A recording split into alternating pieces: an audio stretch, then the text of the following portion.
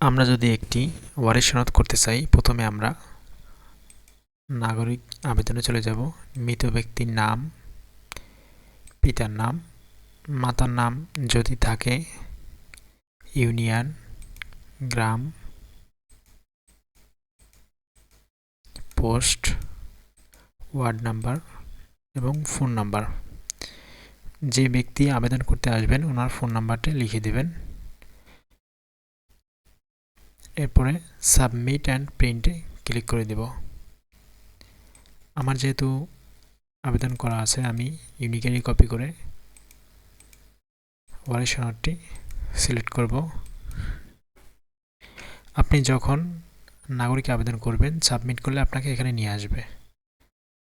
আপনি শুধুমাত্র ওয়ারিশ সনদটি সিলেক্ট করে সাবমিট করে দিবেন। মৃত ব্যক্তি যেহেতু আবেদন করতে পারে না, অবশ্যই তার পরিবারের সদস্য বা কেউ আবেদন করতে আসছে, ওনার নাম, পিতার নাম এবং মৃত ব্যক্তির ওয়ারিশগণের নাম এখানে লিখে দিবেন। তাদের সাথে সম্পর্ক, জাতীয় পরিচয়পত্র অথবা জন্ম নিবন্ধন নাম্বার লিখে দিবেন। মন্তব্য করে যদি কেউ মৃত থাকে লিখে দিবেন। সম্পূর্ণ তথ্যগুলো পূরণ হয়ে গেলে এরপরে আবেদন জমা দিন বাটনে ক্লিক করবেন।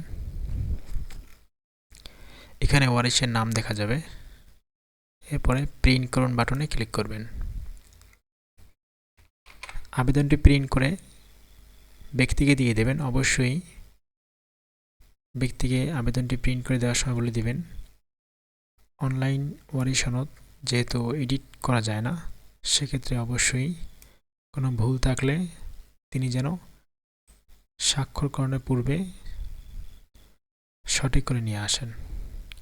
তো এরপরে গ্রাম পুলিশ, ইউপি সদস্য, আবেদনকারী স্বাক্ষর, গণ্যমান্য ব্যক্তির স্বাক্ষর যদি সে নিয়ে আসার পরে